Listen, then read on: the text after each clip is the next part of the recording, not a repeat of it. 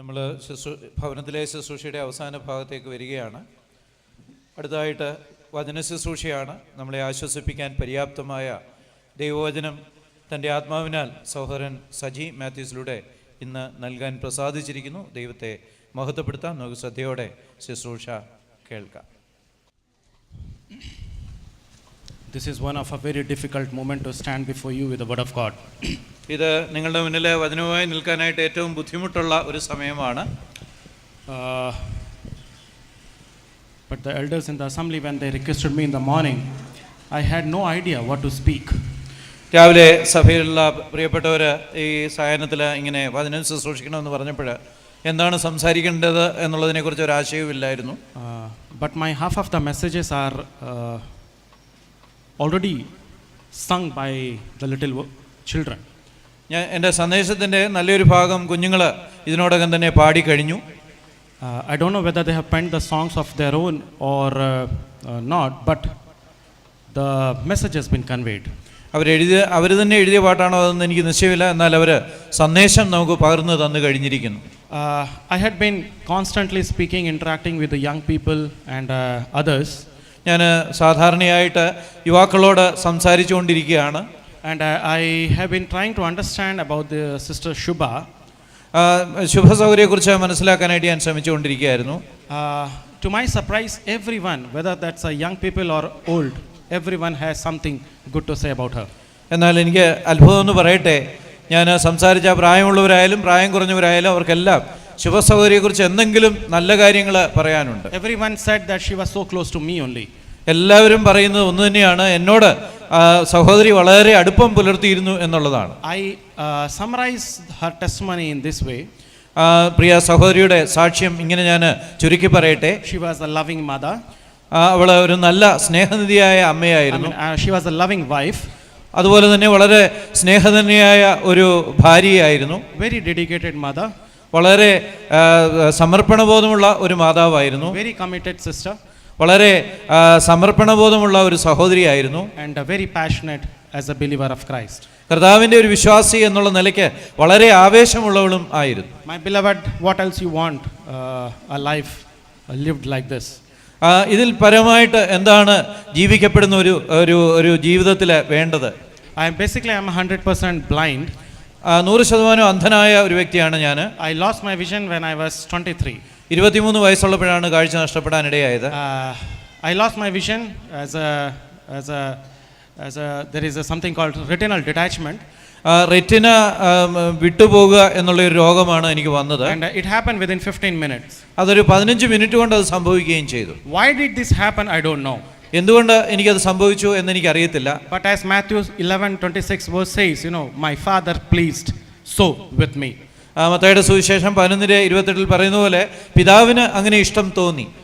Today when I look back my 15 year of my blind life, കഴിഞ്ഞ 15 വർഷത്തെ അന്ധത നിറഞ്ഞ ജീവിതത്തിലേക്ക് തിരിഞ്ഞു നോക്കുമ്പോൾ I stand in awe and say thank you God for everything. ഞാൻ ഇങ്ങനെ ഒറ്റ വാക്കിൽ പറയട്ടെ, ഞാൻ എല്ലാറ്റിനും വേണ്ടി ദൈവത്തിന് നന്ദി പറയുന്നു എന്ന്. Because it's just a life lived by God in his way.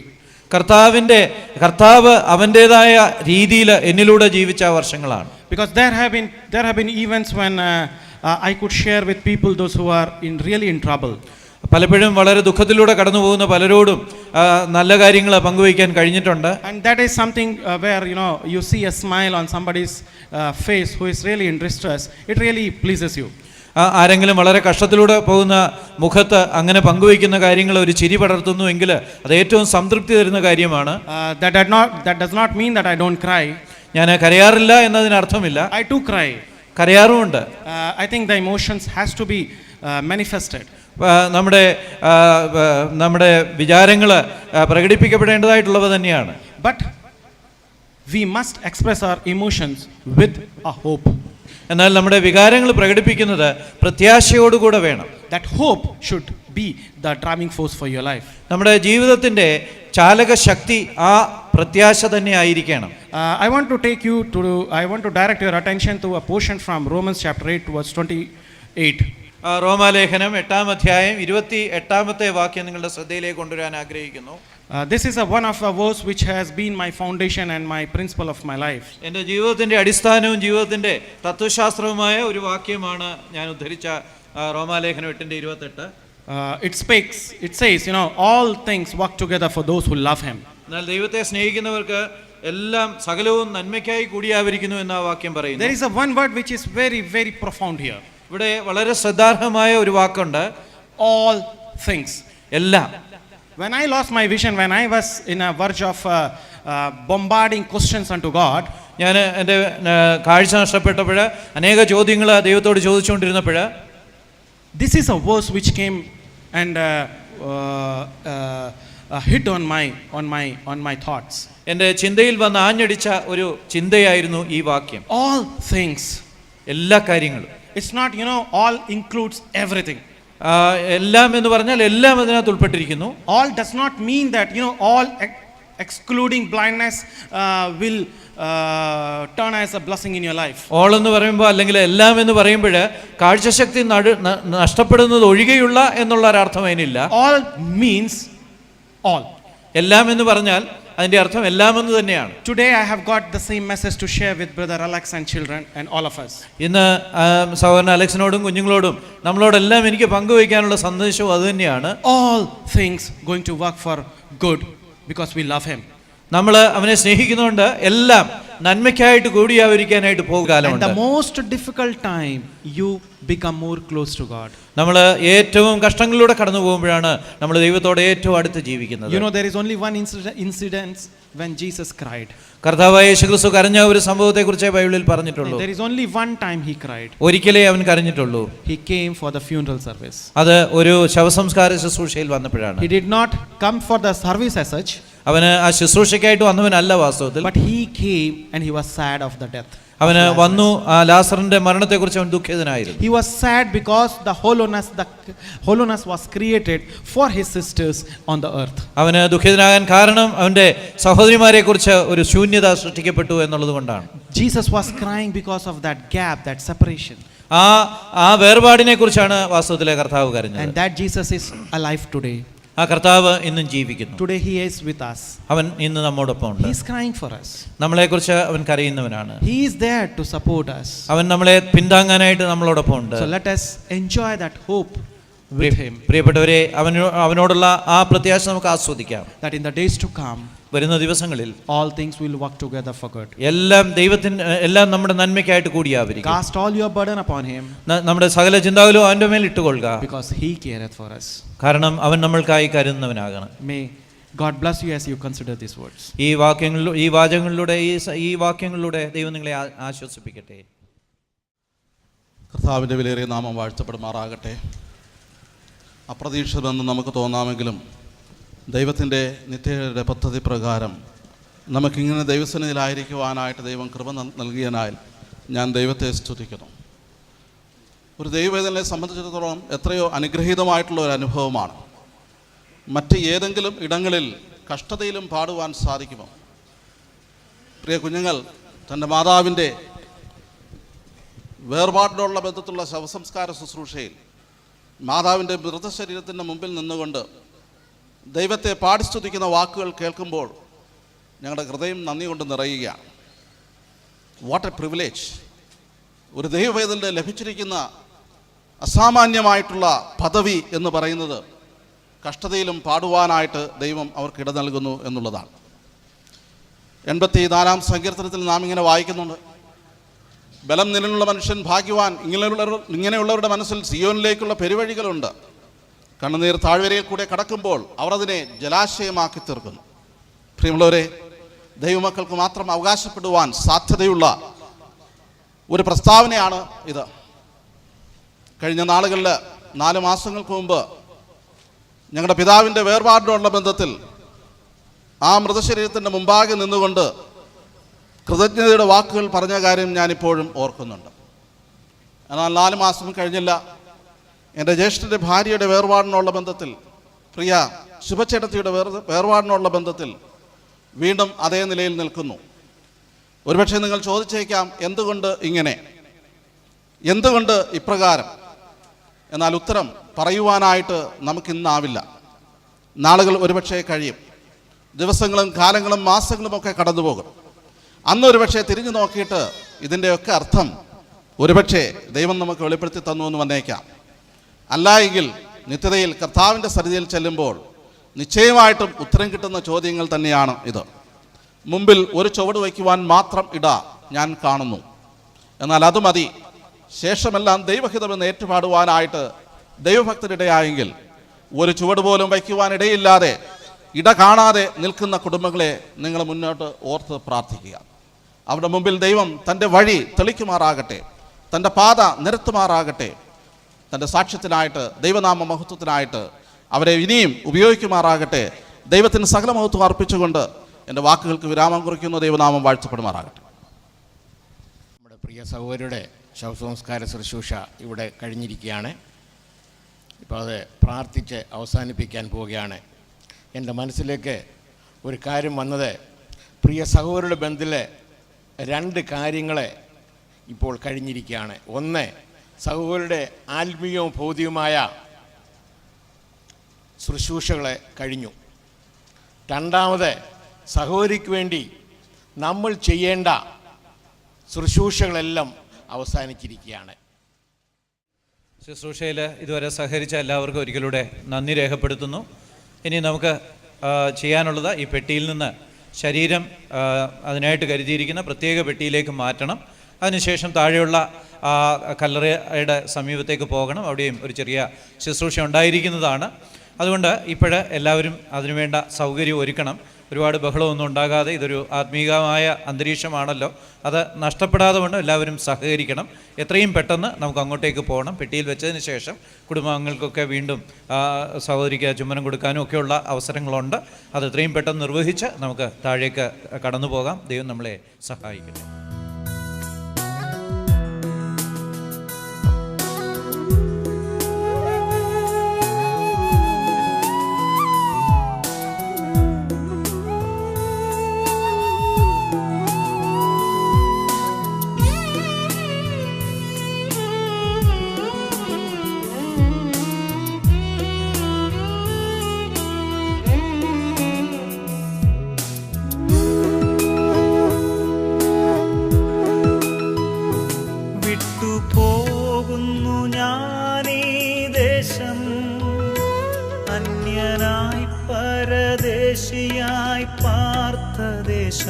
സ്വന്ത നാട്ടിൽ സ്വന്ത വീട്ടിൽ നിത്യകാലം വാഴുവാൻ, സ്വന്ത നാട്ടിൽ സ്വന്ത വീട്ടിൽ നിത്യകാലം വാഴുവാൻ.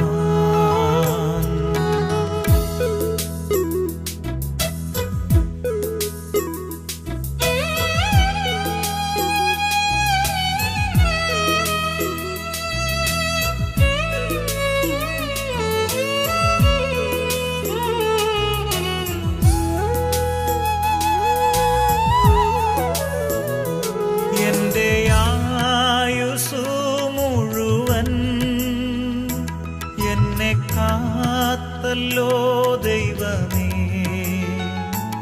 എൻ്റെ ആയുസ്സു മുഴുവൻ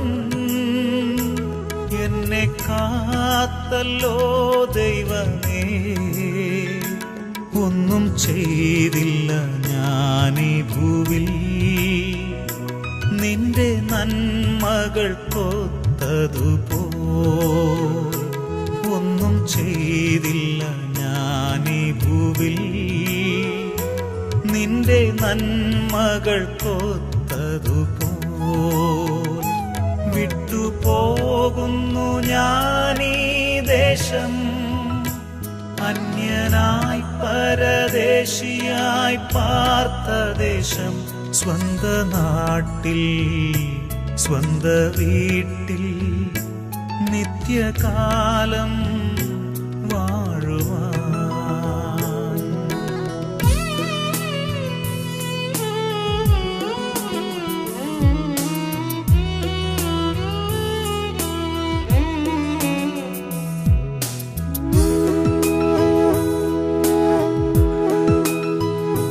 കർത്താവിൽ മരിക്കുന്ന ഭാഗ്യവാന്മാരവർ നിശ്ചയം കർത്താവിൽ മരിക്കുന്ന മർത്യർ. ഭാഗ്യവാന്മാരവർ നിശ്ചയം ചെന്നു ചേരും വേഗമവർ സ്വർഗസിയോപുരിയിൽ. ചെന്നു ചേരും വേഗമവർ സ്വർഗസിയോപുരിയിൽ. വിട്ടുപോകുന്നു ഞാനീ ദേശം, അന്യനായി പരദേശിയായി പാർത്ത ദേശം. സ്വന്ത നാട്ടിൽ സ്വന്ത വീട്ടിൽ നിത്യകാലം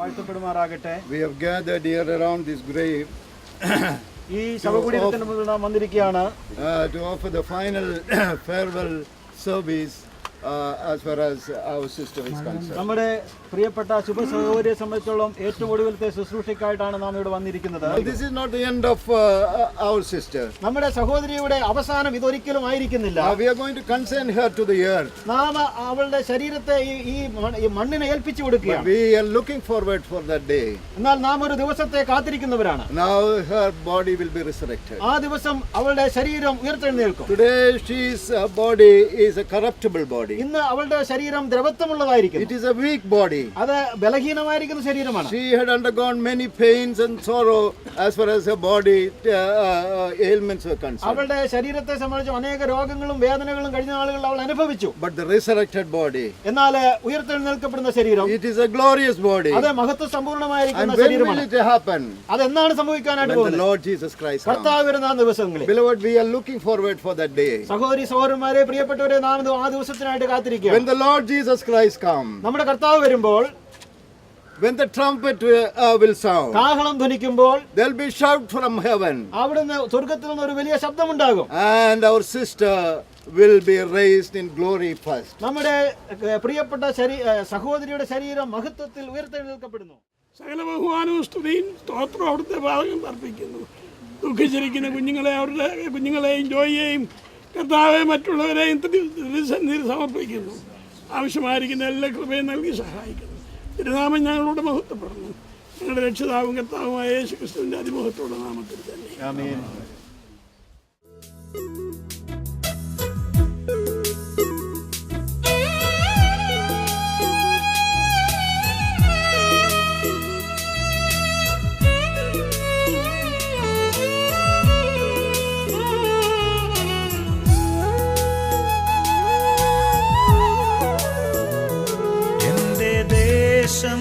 സന്തോഷദേശം ദുഃഖം വേണ്ട പ്രിയജനമേ. എന്റെ ദേശം സന്തോഷദേശം ദുഃഖം വേണ്ട പ്രിയജനമേ. വീണ്ടും കാണും വേഗം നമ്മൾ കർത്തൻ വാനിൽ എത്തുമ്പോൾ. വീണ്ടും കാണും വേഗം നമ്മൾ കർത്തൻ വാനിൽ എത്തുമ്പോൾ. വിട്ടുപോകുന്നു ഞാനീ ദേശം, അന്യനായി പരദേശിയായി പാർത്ത ദേശം. സ്വന്ത നാട്ടിൽ സ്വന്ത വീട്ടിൽ നിത്യകാലം വാഴുവാൻ. സ്വന്ത നാട്ടിൽ സ്വന്ത വീട്ടിൽ നിത്യകാലം വാഴുവാൻ.